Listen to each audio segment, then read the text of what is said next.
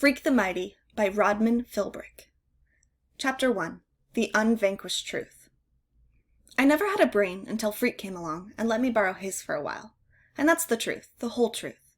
The unvanquished truth is how Freak would say it. And for a long time, it was him who did the talking.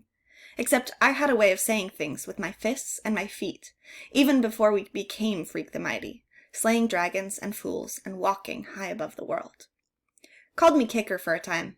This was daycare, the year Graham and Grim took me over, and I had a thing about booting anyone who dared touch me, because they were always trying to throw a hug on me, like it was a medicine I needed.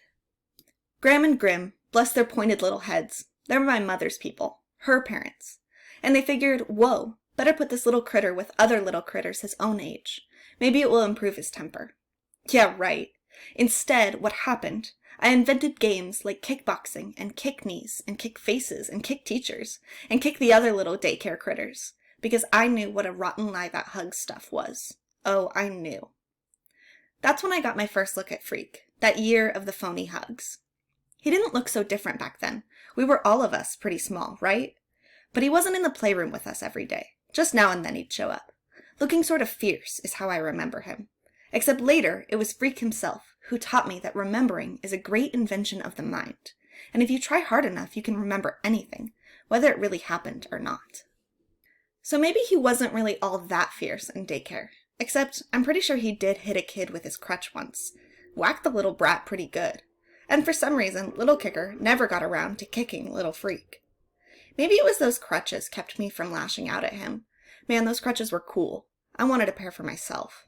And when little Freak showed up one day with these shiny braces strapped to his crooked legs, metal tubes right up to his hips, why those were even more cool than crutches. "I'm Robot Man," little Freak would go, making these weird robot noises as he humped himself around the playground. Arr, arr, arr, like he had robot motors inside his legs, going arr, arr, arr, and this look, like, don't mess with me, man. Maybe I got a laser cannon hidden inside these leg braces. Smoke a hole right through you. No question. Freak was hooked on robots even back then. This little guy, 2 feet tall, and already he knew what he wanted. Then for a long time, I never saw Freak anymore. One day, he just never came back to daycare, and the next thing I remember, I'm like in the 3rd grade or something, and I catch a glimpse of this yellow-haired kid scowling at me from one of those cripple vans. Man, they were death ray eyes, and I think, hey, that's him, the robot boy. And I was like, whoa, because I'd forgotten all about him. Daycare was a blank place in my head, and nobody had called me Kicker for a long time. Mad Max, they were calling me, or Max Factor, or this one butthead in LD class called me MaxiPad until I persuaded him otherwise.